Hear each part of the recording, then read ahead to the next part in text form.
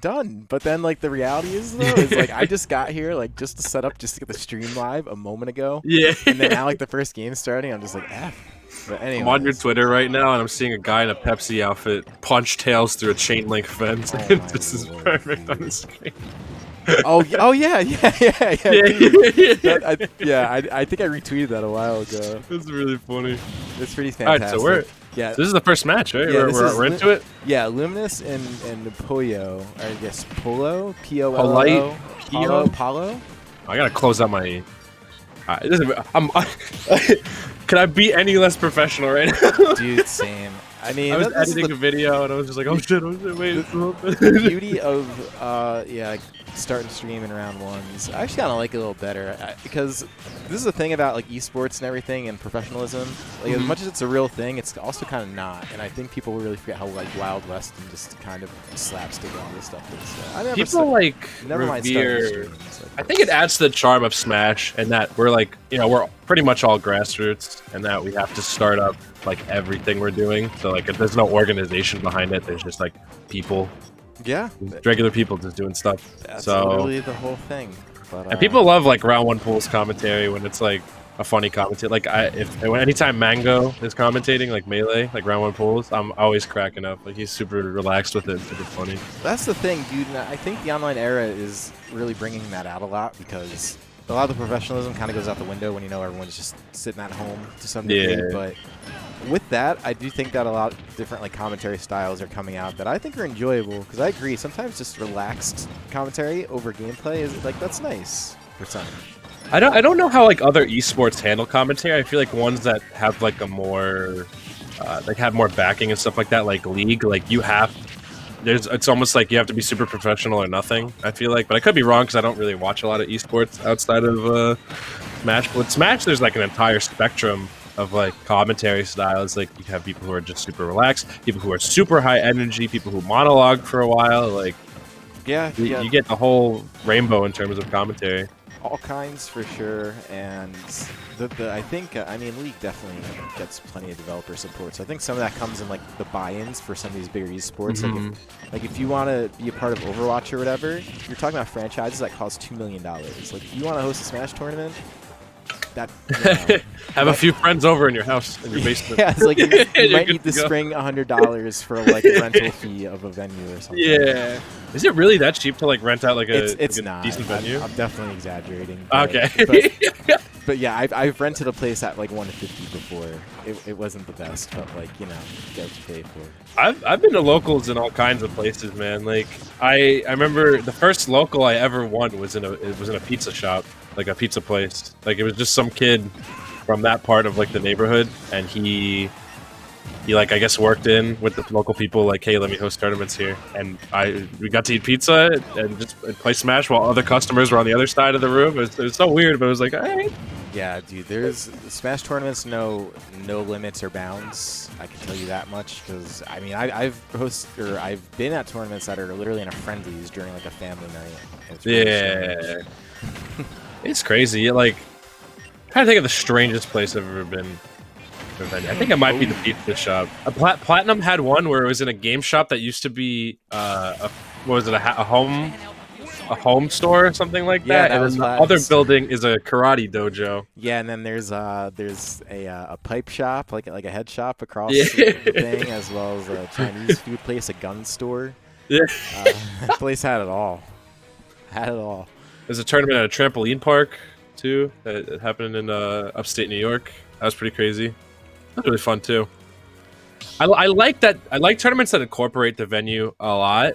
Like I think Smash and Splash is like the greatest major ever in terms of just like experience. Like my pool ended at like 1 a.m. at that tournament, but I still had a blast just because there's just so much you can do in that venue. Yeah, man, it's insane.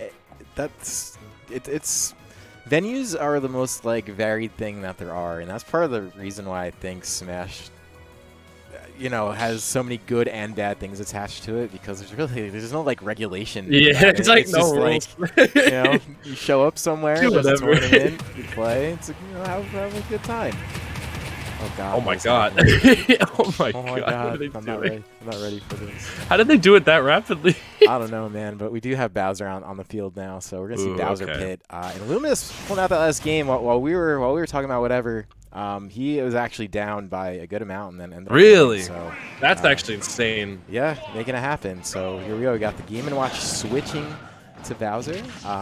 You know, not a.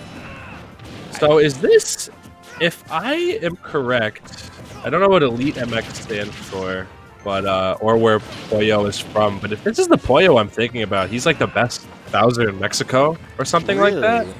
Yeah. So, and I know the Mexico meta has, you know, a good amount of Game & Watch players in it. Pocket You tend to Game & see. Watches, yeah. You tend to see a lot of the same character from certain regions, like Tri-State is memed about for having like 3 million Palus. Like Mexico has a lot of Game & Watches, a lot of top tiers. And then you see just like, I don't know, like you see a lot of Terrys from Mexico too. Yeah, no, Shotos. you're very right about that.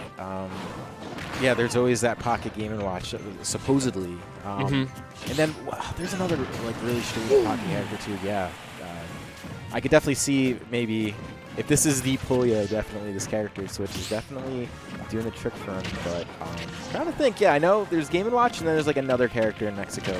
I don't know. I don't think it's K. Rool, but it's like something in that realm. It's not K-Roll. It's like I don't know. They play like a lot of top tiers and Oh, sorties. Ridley. And, That's the Ridley. one. It's Yeah, they got a lot of Ridleys there. That's a too. strange one. Most notably Nair, who's like the greatest Ridley in the world, I think, right now. Who's like, he's crazy.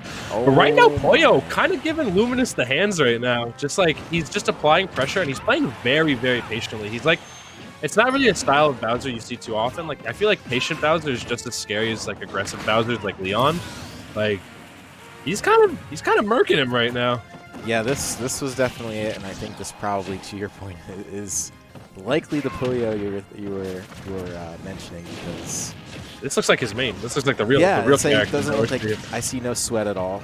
He's just kind of doing stuff. But there we go. Finally, that up smash, and this is like where the honesty of Pit really gets exploited against a character like Bowser, because it's just so much work to get Bowser to even kill percent, while Bowser can just like take 3 interactions and just be like, all right, you're dead.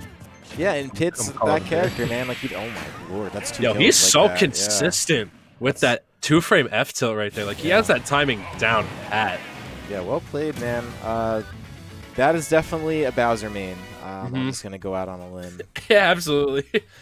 you can almost tell. Just like, he was super duper patient. He waited for a lot of his openings, and he like, it didn't look like he had any sort of fear. Like, Luminous wasn't really making him very like wary of anything. Like, he was just holding his ground really, really well. Just waiting for Luminous to either whiff or do something else and forcing him to off stage. And he was just super duper consistent with finishing his food. Like, he had his inputs down, he had the timing down. Like, really, really good textbook Bowser play right there coming out of Pollo.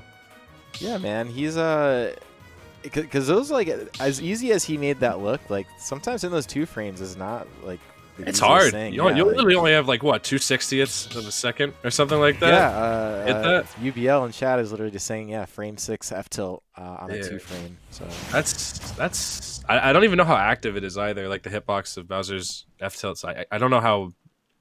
Yeah, I don't know how long it lasts, but you definitely have to have a good level of precision to hit it. But yeah, and Luminous has been putting in like mad work lately in Tri-State Weeklies. So for round 1, for him to go down to a somewhat newcomer to the DNA series is you know, yeah, shattering of the old guard. definitely. And you're right, he has been doing pretty well. I forget what results I've seen recently, but he was in, and he does show out to use. Pit isn't the easiest character, especially with Wi-Fi, to like get real meaningful results, but I mean, the buff definitely helped, but I still think the statement stands. I think this matchup in particular is also just kind of tough because you literally have to like out neutral Bowser, who has some of like the biggest range and fastest rushdown of like any heavy in this entire game. So it can be like very scary because if you literally screw up one neutral interaction, you're either eating a lot of damage, or getting knocked off stage, or you're just dead. Like, you have to be playing super on point, like more on point than a Pit player should have to play. Honestly. Yeah, I mean, kind of the life of a Pit main. Yeah, your neutral's just got to be on point. You're every time you pick him on the character select screen, you're clocking it for that 9 to 5, and you got to put in work, bro. You can't select at all. You gotta sweat, man. You gotta get your fundies like For all real. in order. But either way, this game looking a lot better for Luminous than that other game did. I think definitely caught him by surprise after that game 1 with game 1. Wow, up be killing. Okay. Yeah, dude, that is about as reliable of an option out of shield as any. The good thing about Bowser is that he has no like shortage of kill tools whatsoever. Like his smashes, tilts, and aerials are all like very, very potent kill tools depending on his position. That being said, though, the electroshock going to be coming out. And that's honestly, I think Dark Pit is definitely the way to go for this matchup, just specifically because of the arrows. I forgot what the difference is between the arrows, but I think Dark Pit's arrows... They're a little stronger.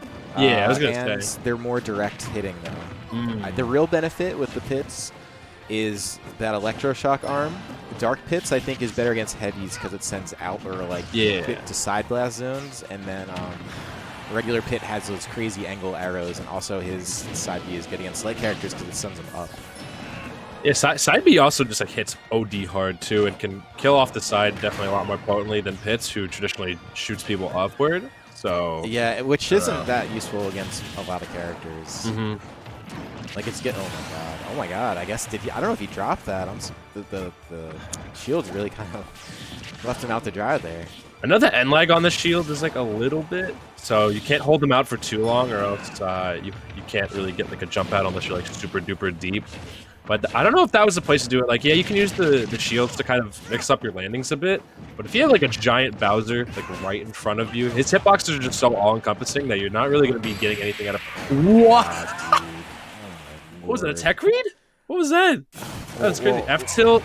He missed the tech, rolled back, and he covered it with F smash. Yeah, that was super duper good by Pollo. I'll run it back now, dude. Anytime I see a set that's like not even just a game, like a whole set just ends with Bowser F smash. Like it's just. Yeah, that's like that was a really good like reactive. Yeah, it was really good because right there from Pollo. Here, hold on. Here comes F tilt, miss tech, roll back. That's crazy. He knew, and I don't know if that probably wouldn't have caught roll in. So he was like prepared and knew. That was OD. Yeah, that was actually really crazy. Yeah, good stuff to Pollo though. Taking Luminous down round 1. So that's definitely look out for Pollo. There's also someone in bracket who is going random. Also, from what I'm